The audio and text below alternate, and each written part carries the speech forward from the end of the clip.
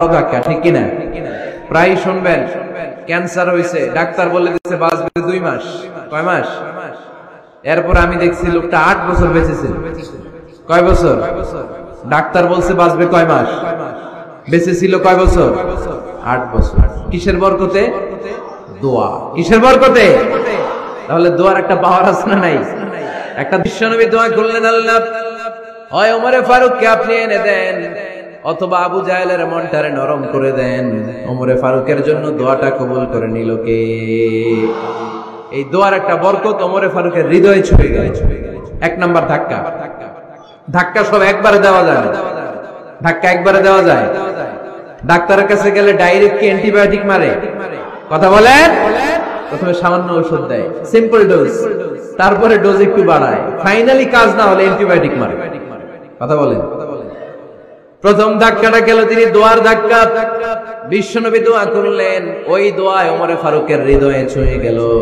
এরপরে রব্বুল আলামিন ওমরে ফারুককে ধাক্কা মারলেন কোরআনের একটা সূরা দিয়ে। সূরাটার নাম হলো সূরাতুল হাক্কা। কি সূরা? কোন সূরা দিয়ে ধাক্কা দিছে? সূরা হাক্কা। সূরা হাক্কা দিয়ে দিছে এক, কথা কয় না। সূরা হাক্কা দিয়ে দিয়েছেন এক। আল হাক্কাতু মাল হাক্কা ওয়া মা আদরাকা মাল হাক্কা। সূরা হাক্কা দিয়ে আল্লাহ একটা ধাক্কা মারলেন। ওই যে দোয়া করলেন বিশ্বনবী, দোয়ার পর সাইয়েদনা ওমর ফারুকের হৃদয়ের মধ্যে উথাল পাথাল শুরু হয়ে গেল। সব সময় লুকিয়ে লুকিয়ে বিশ্বনবীরে ফলো করে। বিশ্বনবী ডানে গেলে ওমরে ফারুক ডানে যায়, বিশ্বনবী বাঁয়ে গেলে ওমরে ফারুক বাঁয়ে যায়। বিশ্বনবী রাত্রিবেলা নামাজ পড়লে ওমরে ফারুক পেছনে লুকিয়ে লুকিয়ে বিশ্বনবীর কোরআন শুনে। বিশ্বনবী মসজিদুল হারামের পাশে দাঁড়িয়ে রাতের এশার সালাত আদায় করছিলেন। ওই টাইমে বিশ্বনবী সূরাতুল হাক্কা তেলাওয়াত করছিলেন। কোন সূরা? সূরাতুল হাক্কা বিশ্বনবী তেলাওয়াত করেছেন। ওমরে ফারুক মন্ত্রমুগ্ধ হয়ে বিশ্বনবীর কণ্ঠের তেলাওয়াত শুনে। বিশ্বনবীর তেলাওয়াতের কণ্ঠ আমাদের কণ্ঠের মতো নাকি? বিশ্বনবীর কণ্ঠ কারি বাসাদের কণ্ঠের মতো? আহমদ বিন ইউসুফের কণ্ঠের মতো? আমার নবীর কণ্ঠের সুরের ঝংকারের সাথে পৃথিবীর কোন কারি সাহেবের তুলনা চলবে? কত মধুর, কত সুন্দর, কত অসাধারণ তেলাওয়াত করতেন আমার বিশ্বনবী। একবার তেলাওয়াত শুনলে পাগল না হয়ে কেউ থাকতে পারত না। বিশ্বনবী ওমরে ফারুককে দেখেন নাই। ওমরে ফারুক লুকিয়ে লুকিয়ে বিশ্বনবীরে ফলো করে। বিশ্বনবী এশার সালাতে সূরা হাক্কা তেলাওয়াত করতে আরম্ভ করলেন। তেলাওয়াত করতে করতে করতে করতে বিশ্বনবী সামনের দিকে যেতে লাগলেন। বিশ্বনবীর চমৎকার কণ্ঠের তেলাওয়াত শুনে ওমরে ফারুক মুগ্ধ হতে লাগলো। ওমরে ফারুক অবাক, কিরে এত সুন্দর শব্দের গাঁথনি, এত সুন্দর বাক্য, এত সুন্দর অন্তমিল, এত সুন্দর কথা, এটা কবিতার মতো লাগে। মনে হয় মুহাম্মদ কবি হয়ে গেছে। কি হয়ে গেছে? সবাই বলেন। মনে হয় মুহাম্মদ কবি হয়ে গেছে, কাব্য প্রতিভা দিয়ে নিজেই কবিতা বানাইছে। ওমরে ফারুক যখন মনে মনে ভাবলেন এগুলো মনে হয় মুহাম্মদ কবিতা পড়ে, মুহাম্মদ মনে হয় কবি হয়ে গিয়েছে। ইন দা মিন টাইম বিশ্বনবী তেলাওয়াত করছিলেন সূরা হাক্কা থেকে, ওয়া মা হুয়া বিকাউলি শাইরিন কলিলাম মা তুমিনুন। এই আয়াতের অর্থ হলো এটা কোনো কবির বানানো কবিতা নয়, তোমরা অল্প সংখ্যক লোকই এই কোরআনের উপরে ঈমান আনো। সুবহানাল্লাহ পড়ে। বিশ্বনবী ওমরে ফারুককে দেখছে নাকি? কথা কয় না। দেখেছে না? বিশ্বনবীর মতো তেলাওয়াত করে যাচ্ছে। ওমর ফারুক যখন মনে করলেন কিরে এই কথাগুলো এত সুন্দর, এটা মনে হয় কবিতা। ইন দ্য মিন টাইম বিশ্বনবী যে আয়াতটা তেলাওয়াত করছিলেন, কোইন্সিডেন্টলি দৈবাক মিলে গিয়েছে। ওই আয়াতের অর্থ ছিল এটা কোনো কবির বানানো কবিতা না, খুব অল্প সংখ্যকই তোমরা ঈমান আনো। এবার তো ওমর ফারুক আটকে ওঠেন। ঘটনা কি? আমি মনে মনে ভাবলাম মুহাম্মদ কবি, আর যেটা পড়তেছে এটা কবিতা, কিন্তু মুহাম্মদ আমার দেখেও নাই, কিন্তু বলতেছে এটা কবির বানানো কবিতা না। তাহলে মুহাম্মদ মনে হয় গণক হয়ে গেছে। কার মনে কি চলে না দেখেই বলতে পারে। নাউজুবিল্লাহ পড়বেন না? ওমর ফারুক এবার মনে মনে ভাবে মুহাম্মদ তাহলে কবি না, আগেরটা ভুল। ভুল ধারণা আমি করেছি, মুহাম্মদ কবি নয়, মুহাম্মদ হলো গণক। আওয়াজ করে পড়েন না আউযু বিল্লাহ। মুহাম্মদ মানুষের মনে কি চলে গণনা করে সব টের পেয়ে যায়, সব বুঝতে পারে। বিশ্বনবী তখন যে আয়াতটা তেলাওয়াত করছিলেন সেটা হলো ওয়ালা বিকাউলি কাহিনিন কলিলাম মা তাযাক্কারুন। বিশ্বনবী তখন যে আয়াতটা তেলাওয়াত করছিলেন এই আয়াতের অর্থ হলো এটা কোনো গণকের বানানো কথা নয়, খুব অল্প সংখ্যক লোকই তোমরা উপদেশ গ্রহণ করো। বিশ্বনবী ওমর ফারুককে দেখে? কথা কয় না, দেখে না, কিন্তু মিলে যাচ্ছে। ওই আয়াতের পরের আয়াতটা ছিল এটা গণকের বানানো কোনো গণনা নয়, খুব অল্প সংখ্যকই তোমরা ঈমান আনো। এবার তো ওমর ফারুক বেহুশ। হায় হায়, প্রথমে ভাবলাম কবিতা, সে পড়ে যাচ্ছে না কবির বানানো কবিতা না। এরপর মনে মনে ভাবলাম মনে হয় গণক, সে বলে না এটা গণকের বানানো গণনা নয়। তাহলে এটা কি? এটা কি? কি এটা? কি পড়ে মুহাম্মদ, যার কণ্ঠের তেলাওয়াত শুনলে মানুষ পাগল হয়ে যায়। বিশ্বনবী তখন পড়তে আরম্ভ করলেন তানজিলুম মির রাব্বিল আলামিন। এর মানে হলো এটা কবিতা না, এটা গণকের বানানো গণনা না, মানুষের বানানো কিচ্ছু না, এটা গোটা বিশ্বের রব আল্লাহ পাকের বাণী। সুবহানাল্লাহ পড়ে। এই 2 নাম্বার ডোজ করলো। প্রথম ডোজ পড়ছে দোয়ার ডোজ। প্রথম ডোজ কিসের? দোয়ার। 2 নাম্বার সূরা হাক্কা দিয়ে আল্লাহ দিলেন এক ধাক্কা। এই সূরা হাক্কার ওই ঘটনার পর ওমর ফারুক তো পাগল, পাগল পড়া। কি ঘটে গেল আমার সাথে ওই দিন? আমি মনে মনে যা ভাবি সব মোহাম্মদ বুঝে। আল্লাহ 2 নাম্বার ডোজ দিলেন সূরা হাক্কা দিয়ে এক ধাক্কা। সুবহানাল্লাহ পড়েন। এরপরে ওমর ফারুক প্রায় বিশ্বনবীর কথা ভাবেন, বিশ্বনবী কোথায় যান লুকিয়ে লুকিয়ে দেখেন। এবার রব্বুল আলামিন ভাবলেন এবার সূরা তাহা দিয়ে আমি 3 নাম্বার ডোজ দিয়ে দিব। পড়েন সুবহানাল্লাহ। এবার 3 নাম্বার ডোজ পাবেন, কিন্তু শয়তান ওয়াসওয়াসা দিচ্ছে, ওমর ফারুক যাও, মক্কায় ঘোষণা হয়েছে মুহাম্মদের কল্লা এনে দিতে পারলে এত এত স্বর্ণ মুদ্রা। শয়তানের ওয়াসওয়াসায় আবার ভুল পথে হাঁটতে লাগলেন সাইয়েদনা ওমর। নাঙ্গা তরবার নিয়ে বিশ্বনবীর মাথা কাটার জন্য বের হয়ে গেলেন। বনু জাহারা গোত্রের একটা লোক বলে ওমর তুমি কোথায় যাও? ওমরে ফারুক বলেন মুহাম্মাদের কল্লা কাটার জন্য যাচ্ছি। পড়েন নাউজুবিল্লাহ। আবু জাহারা গোত্রের লোক বলে তুমি মুহাম্মাদের কল্লা কাটতে যাও? আরে তোমার বোন ফাতিমা বিনতে খাত্তাব আর তোমার বোনের জামাই সাঈদ, এরা তো দুজন কালিমা পড়ে মুসলমান হয়ে গেছে। আরে মুহাম্মাদের কল্লা পরে কেটো, আগে ঘর সামলাও। যে ওমর আগে ঘর সামলাও, পরে তুমি মুহাম্মাদের কল্লা কাটতে যাও। ওমর ফারুক রেগে গেলেন, রাস্তা ঘুরিয়ে বাড়ির দিকে চলতে আরম্ভ করলেন। রাগে তিনি গড়গড় করছেন। ওমর ফারুকের বোন ফাতিমা বিনতে খাত্তাব, বোনের জামাই সাঈদ, তাদের দুইজনকে খাব্বাব রাদিয়াল্লাহু তাআলা আনহু সূরা তাহা ঘরের ভিতরে তেলাওয়াত করে শোনাচ্ছিল। পড়েন সুবহানাল্লাহ। সূরা তাহা দিয়ে আল্লাহ একটু পরে ধাক্কা মারবে আরেকবার। ওমর ফারুক যখন আসলেন, ওমর ফারুকের আওয়াজ শুনে খাব্বাব রাদিয়াল্লাহু তাআলা আনহু লুকিয়ে গেলেন। ওমর ফারুক দরজার মধ্যে কড়া নাড়লেন। বোন বলে কে তুমি? সাইয়েদনা ওমর বললেন আমি ওমর। খুলে দেওয়া হলো। ঘরের ভেতরে ঢুকেই কথা নাই বার্তা নাই, নিজের আপন বোনকে মারতে শুরু করলো ওমর। বোন জামাইকে আঘাত করতে শুরু করলো। মারতে মারতে নিজের কলিজার টুকরা বোনকে, বোনের জামাইকে সাইয়েদনা ওমর ফারুক পিটাতে পিটাতে রক্তাক্ত করে ফেললেন। গা দিয়ে ফিনকি বের হয়ে যখন রক্ত বের হয়, সাইয়েদনা ওমর ফারুকের দিলের মধ্যে মায়া তৈরি হয়ে যায়। সাইয়েদনা ওমর ফারুক বললেন আমার কলিজার টুকরা বোন আর বোন জামাই, তোরা কেন মুহাম্মাদের কথায় পাগল হলি?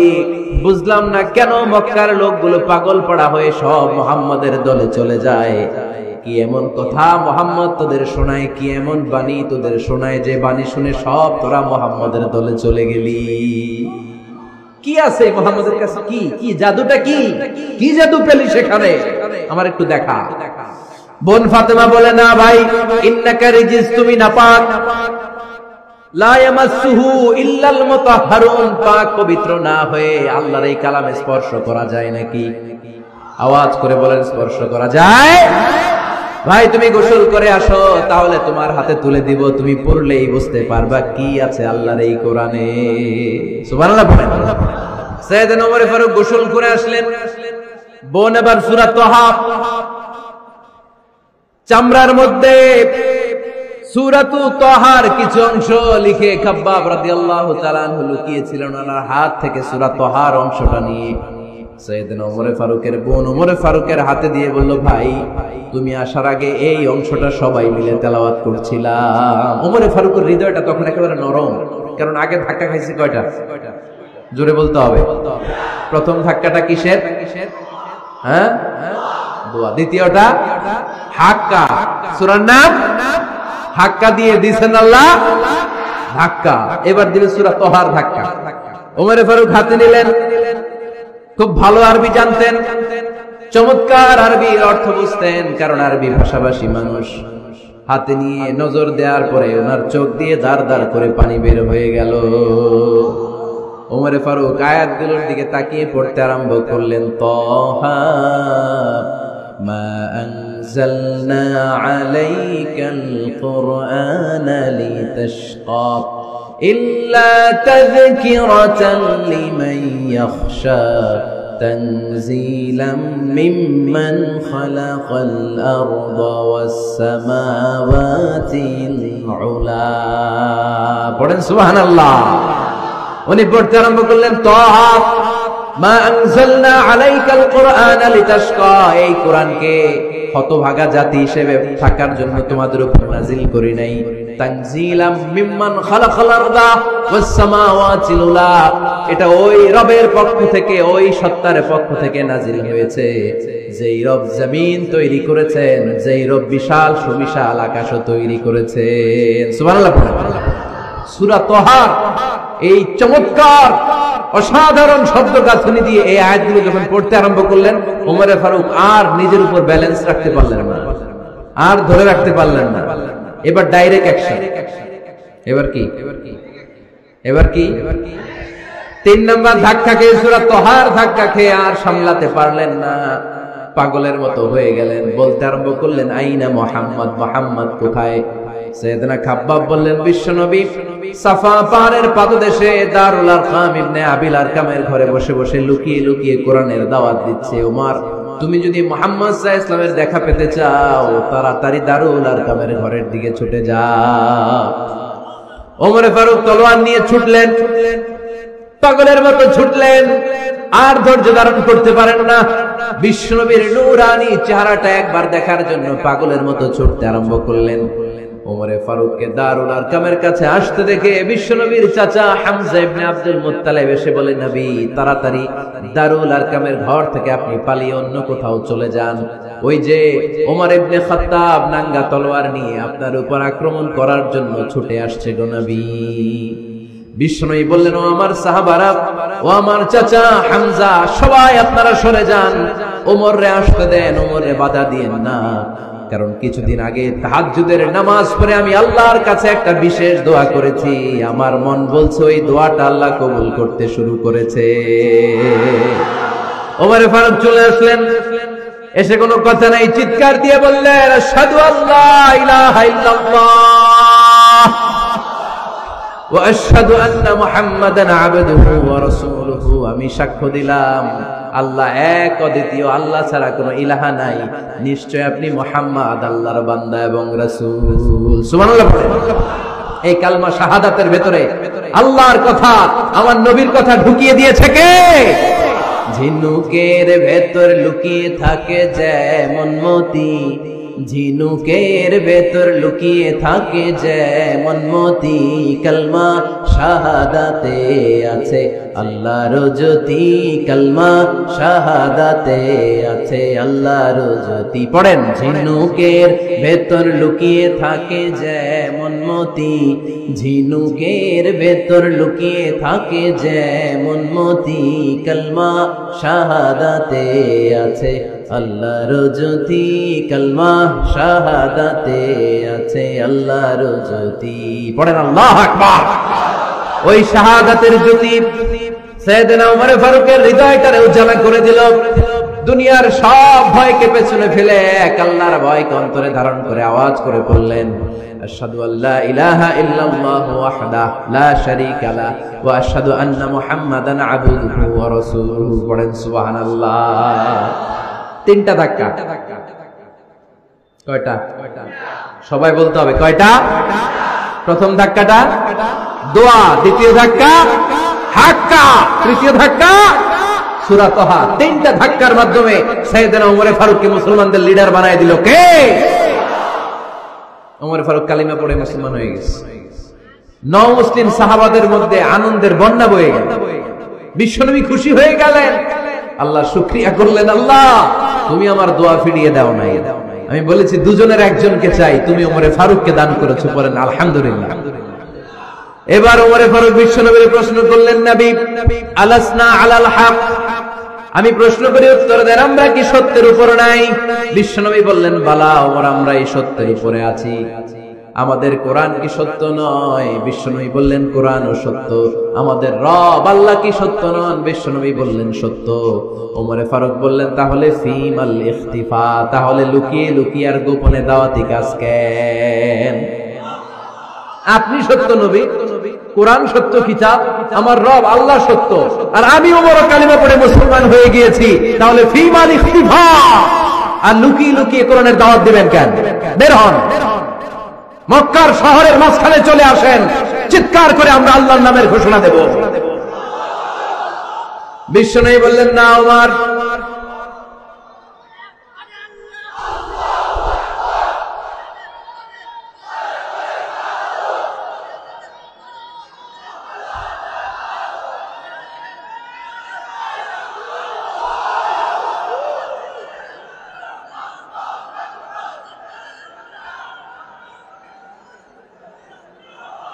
বিশ্বনবী ডেকে বললেন, না ওমর, এটা মাক্কি জীবন, পর্যন্ত আমার রবের স্লোগান কেউ থামাতে পারবে? পারবে না। ওমরে ফারুক স্লোগান দিলেন, আবু জাহেল, উতবা, শাইবা, ওয়ালিদ ইবনে মুগীরা আল্লাহু আকবার ধ্বনি শুনে বাইরে আসছে। কিরে, এত বড় স্লোগান, আমাদের কাছ থেকে পারমিশন নেয় নাই, অনুমতি নেয় নাই। অনুমতি নেওয়া ছাড়াই স্লোগান শুরু। বের হয়ে দেখে মিছিলের সামনে ওমর। ওমরে ফারুককে দেখে আবু জাহেল দিছে এক দৌড়, উতবা দিছে আরেক দৌড়, সাইবা দিছে বহু দৌড়। সুবহানাল্লাহ পড়বেন না? এজন্য ওমর বেশি লাগে না, ওমর লাগে একজন। চিল্লায় বলতে হবে, ওমরে ফারুক লাগে কয়জন? একজন। ওমরই গোটা বিশ্বের চেহারা পাল্টে দিতে সক্ষম। চিল্লায় বলেন ঠিক কিনা? গোটা বিশ্বে মুসলমানদের আছে করুণ অবস্থা। আমাদের কোনো সেন্ট্রাল লিডারশিপ নাই। আমাদের মুসলিম দেশগুলোর এক করে রাখবে, ভাইয়ের ভাইয়ের মতো রাখবে, আমাদের স্বার্থ নিয়ে কথা বলবে, এরকম নেতা আমাদের নাই। ঠিক কিনা?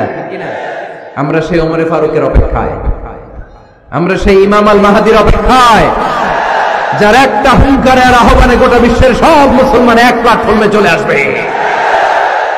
ওইরকম নেতা একজন লাগবে। কয়জন?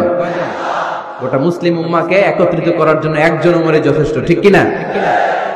আবার বিশ্বনবী বলছেন, লা নাবিয়্যা বা'দি ওয়ালা রাসূলা, আমার পরে কোনো নবী নাই, আমার পরে কোনো রাসূল নাই। তবে লাউ কানা বা'দি নাবিয়্যুন লাকানা উমর, আমি নবীর পরে যদি নবী হওয়ার যোগ্যতা কারো থাকে, আমার ওমরের মধ্যে সেই যোগ্যতা আল্লাহ দিয়েছে।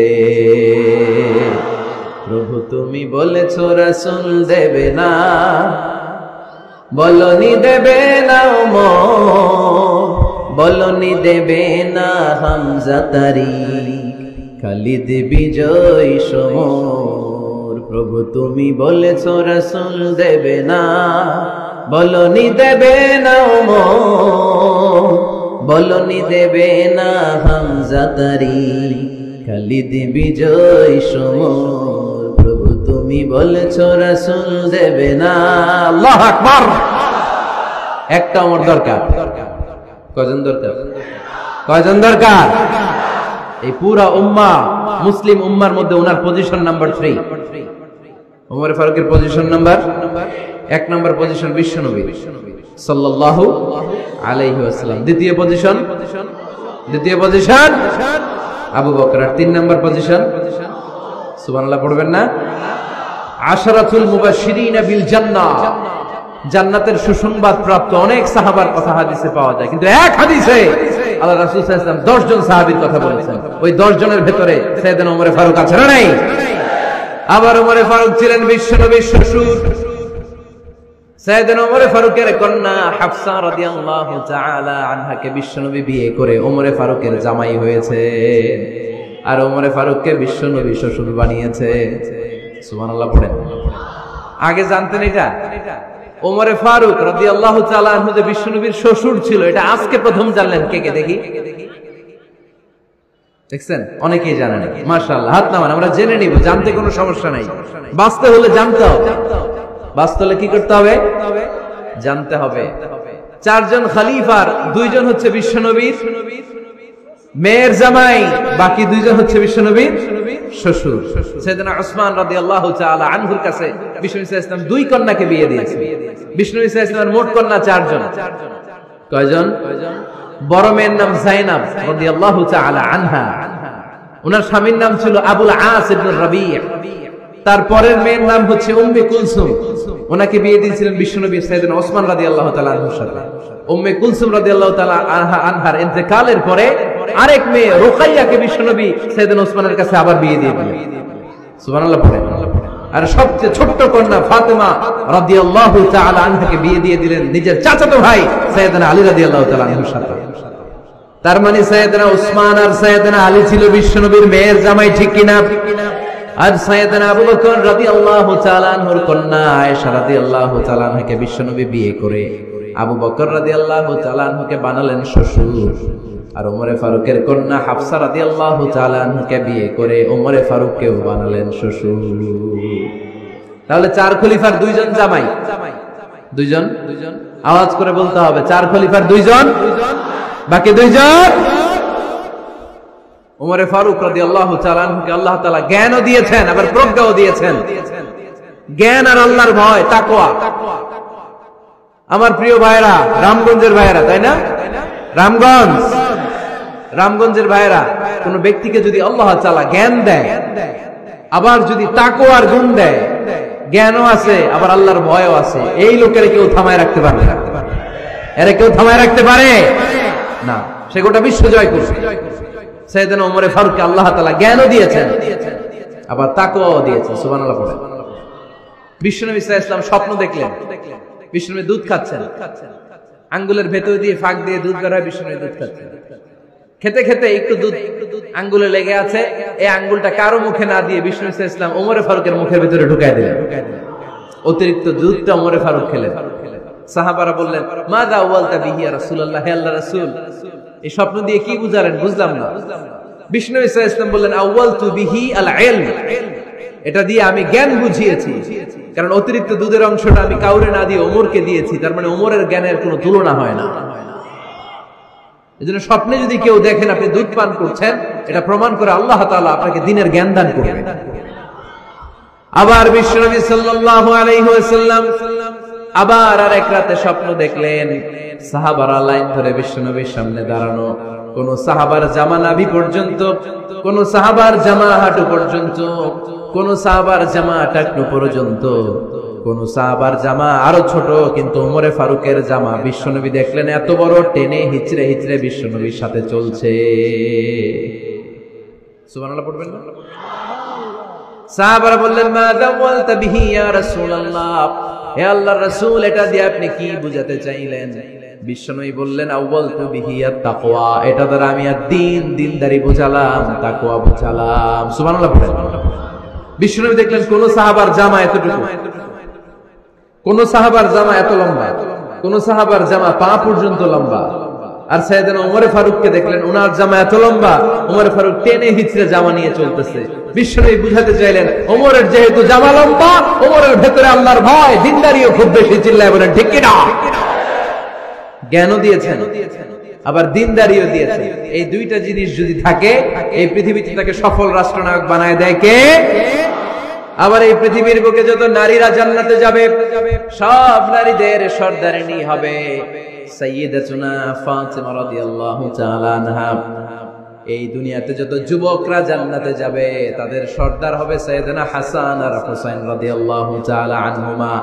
আর এই দুনিয়ার বুকে যত বয়স্ক মানুষেরা জান্নাতে ঢুকবে, তাদের নেতৃত্ব দিবেন সাইয়েদনা আবু বকর আর সাইয়েদনা উমর। বয়স্ক যারা আছেন, আপনাদের নেতৃত্ব দিবে কে? হ্যাঁ, একজন কয় আল্লাহ। না, আল্লাহ তো তোমার জান্নাত দিবে, তোমার জান্নাতে নিয়ে যাবে কে? সাইয়েদনা আবু বকর, সাইয়েদনা উমর। আর ইয়াং যারা তোমরা এসেছো, তোমরা যখন জান্নাতে ঢুকবে, তোমাদের লিডারশিপ নিবে কে? হাসানাত হুসাইন রাদিয়াল্লাহু তাআলা আনহুমা। আর নারীরা যারা জান্নাতে প্রবেশ করবে, এই নারীদের নেতৃত্ব দিবে বিশ্বনবীর কলিজার টুকরা নয়নের পুতুলি সাইয়্যিদাতুনা ফাতিমা রাদিয়াল্লাহু তাআলা। সুবহানাল্লাহ পড়বেন না? ওমরে Farooq, the superhero of Muslim উম্মাহ। আমরা কাদেরকে সুপার হিরো বানায় রাখছি আমরা জানি না। এই নায়ক নায়িকা, গায়ক গায়িকা, মডেলরা, চোখ ধাঁধানো গ্ল্যামার নিয়ে যারা চলে, এরা আমাদের মডেল নয়। আমাদের মডেল সাইয়েদনা ওমরে ফারুক।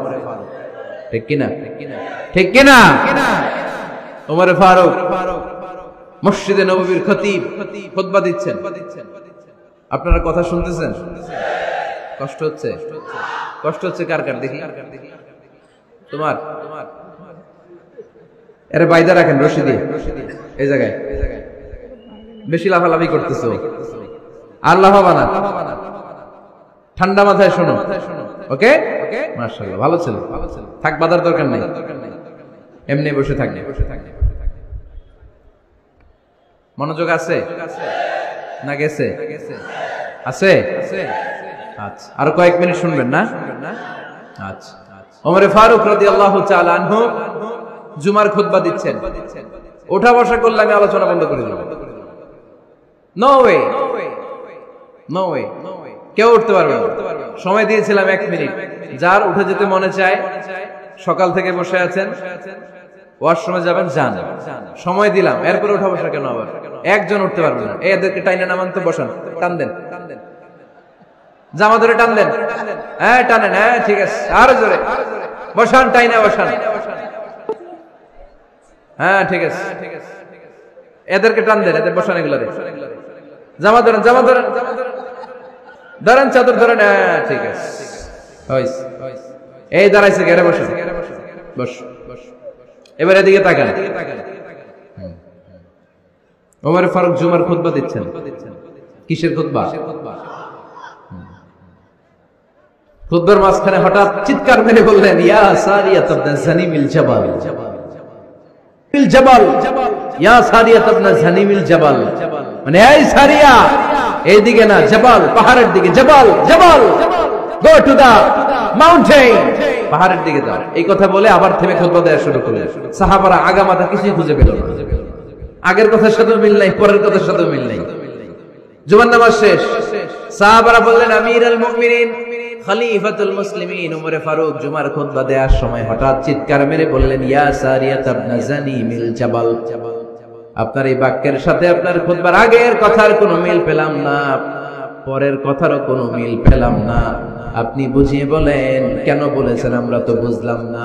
সাইয়েদনা ওমরে ফারুক বলেন, আমি যখন জুমার খুতবা দিচ্ছি, হঠাৎ আমার চোখের মধ্যে ভেসে উঠলো ওই যে গত কয়েক মাস আগে আমি আমার মুসলিম সেনাপতিকে ইরানে, পারস্যে, ওই ইরানের বিশাল রাজ্যে যুদ্ধের জন্য পাঠিয়েছি। আমি দেখলাম যুদ্ধের একটা ভয়ঙ্কর মুহূর্তে আমার মুসলিম সেনাপতি ভুল দিকে চলতে আরম্ভ করেছে। বাম দিকে তার পাহাড়, ডান দিকে উপত্যকা। ডান দিকে যদি সে চলে যায়, উপত্যকায় চলে যায়, শত্রু বাহিনীর হাতে ধরা খেয়ে সব মারা যাবে। আর আমার সেনাপতি যদি মুসলিম বাহিনীকে নিয়ে পাহাড়ের উপর উঠে যায়, আল্লাহর মেহেরবানিতে এই যুদ্ধেও তারা জয়লাভ করবে। এজন্য আমি মসজিদের মিম্বারে দাঁড়িয়ে রব্বুল আলামিন আমার চোখের সামনে ওই যুদ্ধক্ষেত্রের দৃশ্যপটটা তুলে ধরেছে, ওইটা দেখে আমি এখানে দাঁড়িয়ে আমার সেনাপতিকে কমান্ড দিয়েছি। পড়েন সুবহানাল্লাহ। যেন তোর মানুষ না এটা।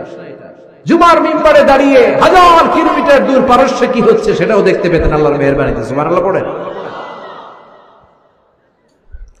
সাহাবারা বিশ্বাস করে নিলেন, কিন্তু মুনাফিক টাইপের যেগুলো, এগুলো বলে এটা আবার কেমন কথা, উনি আছেন মদিনার মিম্বারের মধ্যে দাঁড়িয়ে, হাজার হাজার কিলোমিটার দূরে কি হচ্ছে উনি দেখবেন কেমনে। এরা বিশ্বাস করলো না। সাহাবারা সবাই বিশ্বাস করলো, মুনাফিক গুলো বিশ্বাস করলো না। তারা মনে মনে ভাবলো, এই মুসলিম সেনাপতি বিজয়ের বেশে যেদিন মদিনায় আসবে, আমরা মদিনার উপকণ্ঠে দাঁড়িয়ে থাকবো, ওদেরকে জিজ্ঞেস করবো এমন এমন দিন ওমরে ফারুকের কণ্ঠের কোনো আওয়াজ শুনতে পেরেছিলে কিনা। বিজয়ী বেশে সাহাবারা যখন ফিরে আসতো, সব মুমিনরা আহলান ওয়া সাহলান জানাতে ওনাদেরকে রিসিভ করতে যেত, মুনাফিক গুলো যেত না। কিন্তু ওই দিন মুনাফিকরা সবার আগে যায় হাজির। মুসলিম সেনাপতি যখন ঢুকলো, জিজ্ঞেস করলো, মুসলিম সেনাপতি এতদিন আগের কথা, জুমার দিন দুপুর বেলা যুদ্ধক্ষেত্রে হঠাৎ করে আমিরুল মুমিনিনের কোনো কথা তুমি তোমার কান দিয়ে শুনতে পেরেছিলে কিনা বলো। সেনাপতি বলল, তোমরা কেমন করে বুঝলা, কেমন করে তোমরা জানলা? তোমরা ঠিকই জেনেছো, ঠিকই ধরেছো, ঠিকই বলেছো। যুদ্ধের কঠিন মুহূর্তে ভুল করে আমি উপত্যকার দিকে মুসলিম বাহিনীকে নিয়ে ছুটতে আরম্ভ করেছিলাম। হঠাৎ করে আমিরুল মুমিনিনের একটা কণ্ঠ আমার কানের ভেতরে ভেসে আসলো। আমি শুনতে পেলাম, ইয়া সারিয়া তাবনা জানিমিল জাবাল, ডান দিকে উপত্যকার দিকে যেও না, তাড়াতাড়ি বাম দিকে পাহাড়ের উপর চড়ে যাও।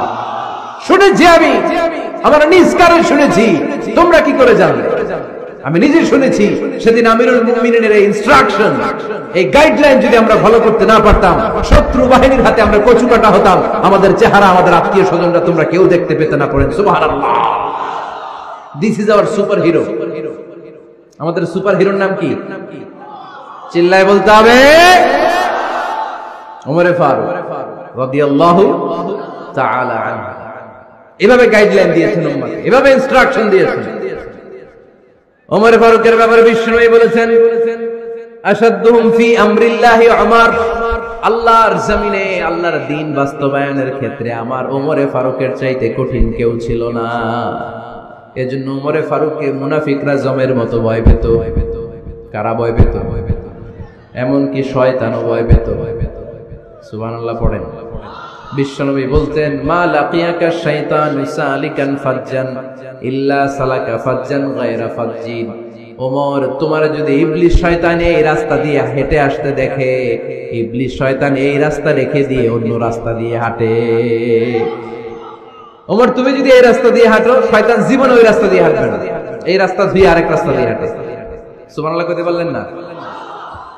আল্লাহর হাবিব সাল্লাল্লাহু আলাইহি ওয়াসাল্লামের স্ত্রীরা মাঝে মাঝে রাসূল সাল্লাল্লাহু আলাইহি ওয়াসাল্লামের কাছে বায়না ধরতো, নবী আমাদেরকে এইটা দেন, ওইটা দেন, আমাদের ঘরে এইটা নাই, ওইটা নাই। বিশ্বনবীকে, আমার কাছে কিচ্ছু নাই, থাকলে এমনি থাকো, নাইলে যাও। কিন্তু বিবিরাও ছাড়ে না, নবী আমাদের এইটা দেন, ওইটা দেন, বায়না ধরছে সব বিবিরা। বিশ্বনবীর স্ত্রী ছিল কয়জন? হ্যাঁ, কয়জন? 11 জন। দাসী 2 জন, সব মিলে 13 জন। 11 স্ত্রী ধরছে, নবী এটা দেন, ওইটা দেন। বিষ্ণু বলে কিছু নাই, স্ত্রীরাও ছাড়ে না। ইন দ্য মিন টাইম বিষ্ণুনবী হঠাৎ একটা সালাম শুনতে পেলেন। কে যেন দরজার মধ্যে এসে দাঁড়িয়ে নক দিচ্ছে আর বলছে, আসসালামু আলাইকুম ওয়া রাহমাতুল্লাহ। বিষ্ণুনবী সালামের উত্তর দিলেন, ওয়া আলাইকুমুস সালাম ওয়া রাহমাতুল্লাহ। আর বিষ্ণুনবী বুঝতে পেলেন এটা সাইয়েদনা ওমর ফারুকের কণ্ঠ। কার কণ্ঠ? সালামের উত্তর দিয়ে বিবিদের দিকে তাকায় দেখে একটা বিবিও নাই, সব অন্দরমহলে দৌড়। সুবহানাল্লাহ কইবেন না? এটারে ভয়ের কারণে দৌড়, এটা বলে না, শ্রদ্ধার কারণে, তার হাইবাতের কারণে। হাইবাত, পার্সোনালিটি, এটাকে বলে হাইবাত ওমর। ওমর ফারুকের হাইবাত, পার্সোনালিটি এত স্ট্রং ছিল, ওনাকে দেখলেই মানুষ ভয় পেত। ইসলামের জন্য ভয়। সুবহানাল্লাহ পড়তে হবে। বিশ্বনবীর কলিজার টুকরা স্ত্রী আম্মা জান আয়েশা রাদিয়াল্লাহু তাআলা আনহা, উনি নিজে ওমর ফারুককে ভয় পেতেন, নিজেও ভয় পেতেন। মাঝে মাঝে বিশ্বনবীর সাথে ঝগড়া হয়ে গেলে, মধুর ঝগড়া, ভালোবাসার ঝগড়া যদি হয়ে যেত, বিশ্বনবী বলতেন, আয়েশা চলো মিটমাট করে ফেলো, ঝগড়া করার কয়দিন থাকো, চলো মিটমাট করি। তো মিটমাট করার জন্য রাজি আছো? আম্মা জান আয়েশা বলতেন, হ্যাঁ রাজি আছি। তো কারে আনা যায়? ওমরে ডেকে আনি মিটমাট করার জন্য। আয়েশা রাদিয়াল্লাহু তাআলা আনহা বলে, ওরে বাপ রে বাপ, ওমর না না, ওমর খালিস, ওমরে ফারুককে ভয় লাগে আমার। সুবহানাল্লাহ কইবেন না? বিশ্বনবী যখন বলতেন, আয়েশা তাহলে তোমার আব্বুকে ডেকে আনি, আম্মা জান আয়েশা বলতেন, ঠিক আছে, আব্বুকে ডেকে নিয়ে আসেন। আবু বকর রাদিয়াল্লাহু তাআলা আনহুরে ডেকে নিয়ে আসেন। আমার আব্বুর মতো নরম দিলের মানুষ আমি জীবনে দেখি নাই। আবু বকর রাদিয়াল্লাহু তাআলা খুব নরম দিলের লোক ছিলেন, তার বিপরীতে ওমর ফারুক ছিলেন খুব কঠিন মেজাজের। দুইটাই লাগে, কথা কন। নরমও যেমন লাগে, গরমও লাগে। নরম গরমের সমন্বয় দরকার আছে না নেই? আর সুপার হিরো ওমর ফারুক রাদিয়াল্লাহু তাআলা আনহু। আমরা যাদের আমাদের ছোট্ট বাচ্চা আছে, ঘরে 2 বছর 3 বছরের শিশু আছেন আমাদের, রাতের বেলা দেখবেন খেতে চায় না, খালি মায়ের জ্বালায়। তো মা তখন বলে, এই খাও, নাইলে ভূত আসবে, ওই যে বিড়াল আসবে, বাঘ আসবে, ভাল্লুক আসবে, এগুলো বলে না? এগুলো বলে ভুলিয়ে বালিয়ে বাচ্চাকে ভয় দেখে খাওয়াতে চায়। লক্ষ্মীপুরে আপনারা কিসের ভয় দেখান? হ্যাঁ, ভূতের। কিসের কিসের বাঘের কালা বিলাই কালাসান। আচ্ছা, তো এই যে বাঘ আসবে, ভাল্লুক আসবে, এই তাড়াতাড়ি খাও, বাঘ আসবে। বাঘের কথা শুনলে বাচ্চারা খেয়ে ফেলে ভয়ে, এই ভূত আসলে ভূত, তাড়াতাড়ি খা, না খাইলে ভূতে ধরবে তো, খা, সাথে সাথে খায়। মদিনাতে যখন ওমরে ফারুক রাদিয়াল্লাহু তাআলা আনহু মদিনার খলিফা, তখন মদিনার বাচ্চারাও মাদেরকে এরকম জ্বালাতো, খেতে চাইতো না। মায়েরা খাবার নিয়ে বাচ্চাদের পেছনে ঘুরতো। তখন মদিনার মায়েরা বাচ্চাদেরকে বলতো, তাড়াতাড়ি খাও, হা হুয়া ইয়াতি ওমর, হুয়া ওমর, তাড়াতাড়ি খাও, ওই যে ওমর আসতেছে, ওমর ওমর আসতেছে শুনলেই বাচ্চারা তাড়াতাড়ি খেয়ে ফেলতো, বাঘের মতো ভয় পেত। চিল্লায় পড়েন আল্লাহু আকবার। মুসলিম ইতিহাসে প্রথম চিফ জাস্টিস আবু বকর রাদিয়াল্লাহু তাআলা আনহু যখন খলিফা, চিফ জাস্টিস বানাই দিয়েছেন ওমরে ফারুককে। সর্বপ্রথম কোরআন সংকলনের পরামর্শ দিয়েছেন সাইয়েদনা ওমরে ফারুক। এই যে কোরআন 114 সূরা 30 পারা, আগে কি এরকম ছিল? কথা কন না কেন? আগে গাছের পাতায় লেখা ছিল, পশুর চামড়ায় লেখা ছিল, ওটের হাড্ডির মধ্যে লেখা ছিল কোরআন। এভাবে যখন হাফেজে কোরআন সাহাবারা শহীদ হতে আরম্ভ করলো, এক যুদ্ধে টানা 70 জন হাফেজে কোরআন সাহাবা নিহত হলেন, শহীদ হলেন। ওমরে ফারুক তখন আবু বকর রাদিয়াল্লাহু তাআলা আনহুর কাছে যেয়ে বললেন, আবু বকর, আপনি কোরআন জমা করেন, সব কোরআনের কপিগুলো একসাথে করে এরকম একটা কোরআন করেন। আবু বকর বললেন, না, আমার নবী যেটা করেন আমি এটা করতে পারি না। কিন্তু ওমরে ফারুক ছাড়েন, আর এটা করেন, করলে ভালো হবে, গোটা মুসলিম উম্মাহ উপকৃত হবে। বারবার বারবার বারবার সাইয়েদনা আবু বকর রাদিয়াল্লাহু তাআলা আনহুকে এত জোরাজুরি করতেছিলেন, অবশেষে আবু বকর রাদিয়াল্লাহু তাআলা আনহু বললেন, ওমরে ফারুকের জোরাজুরিতে এই কাজের জন্য আল্লাহ তাআলা আমার হৃদয়টারে খুলে দিলেন। আল্লাহ আমার হৃদয়ের ভিতরে ইলহাম করে দিলেন। আর আল্লাহ বুঝাতে চাইলেন, আবু বকর, ওমরের কথাই শোনো, ওমর যেটা বলে তেমনটাই করো। কারণ ওমরে ফারুককে বলা হয় মুহাদ্দিস। কি বলে? সবাই বলেন, কি বলে? মুহাদ্দিস নামিয়া। মুহাদ্দিস মানে যে হাদিস বিশারদ, আর মুহাদ্দিস মানে যার মুখ থেকে আল্লাহর কথাগুলো বের হয়। আল্লাহ কি বলতে চায়, আল্লাহ তাআলা ওই কথাগুলো, ওই ভাবনাগুলো ওই লোকের মুখ দিয়ে বের করে দেয়। জোরে পড়েন সুবহানাল্লাহ।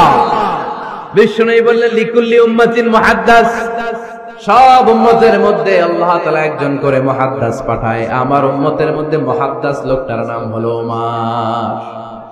বিভিন্ন সময়ে ওমরে ফারুক যেমনটা ভাবতেন, ঠিক তেমন তেমন কোরআনের আয়াত পাঠিয়েছে কে? মদিনার সবচেয়ে বড় মুনাফিকের নাম হচ্ছে আব্দুল্লাহ ইবনে উবাই ইবনে সালুল। নাম শুনছেন?